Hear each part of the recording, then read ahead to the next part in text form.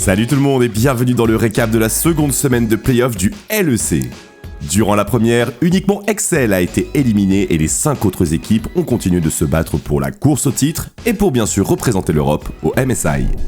On se dirige directement vers l'arbre inférieur du tournoi et le premier match éliminatoire de la semaine, G2 contre Vitality.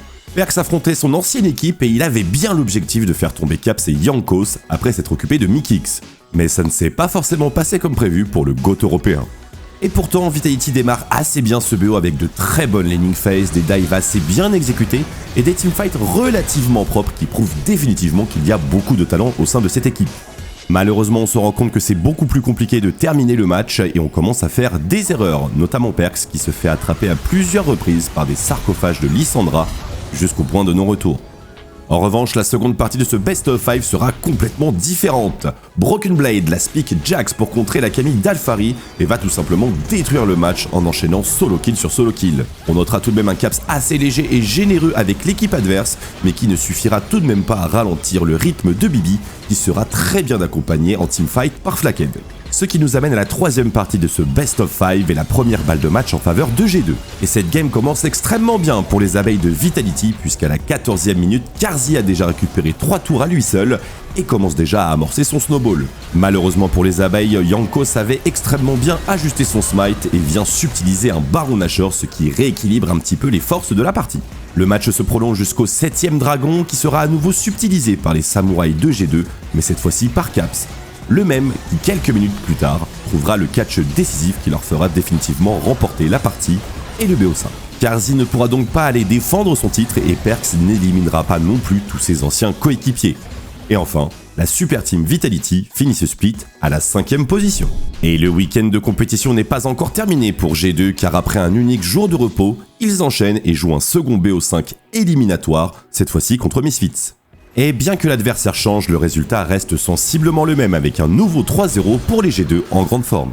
Et on ressent même que leur gameplay se solidifie et ce dès les phases de lane, particulièrement Broken Blade et Caps qui ont réussi à solo kill plusieurs fois leurs adversaires directs.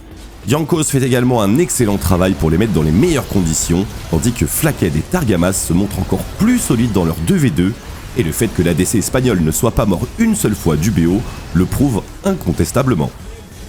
Côté Misfits, malgré une excellente saison régulière pleine de rebondissements, l'équipe n'était définitivement pas prête à subir l'épreuve des Best of 5.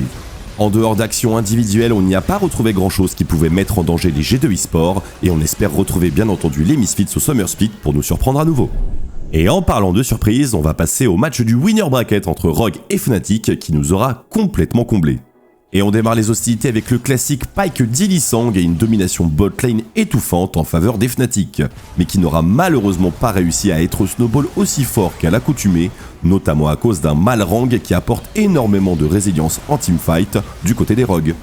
Fnatic réussira tout de même à l'emporter, mais en 44 minutes. La seconde partie suit les pas de la première avec un nouvel early game extrêmement favorable côté Fnatic qui seront menés par Razork, avant d'avoir une énormissime sortie de Wunder qui signe une fin de game démoniaque sur Gangplank.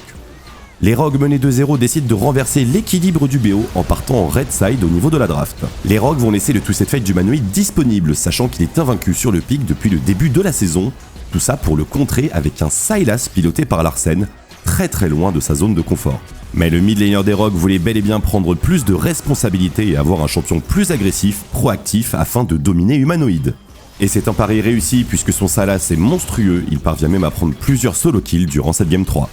La suite et fin de ce BO sera peut-être la partie la plus étonnante puisque les Fnatic vont embrasser la folie, selon Einstein. Des scénarios de draft extrêmement similaires qui vont toujours mettre en avant le Twisted Fate d'Humanoid, à nouveau contre le Sylas de Larsen.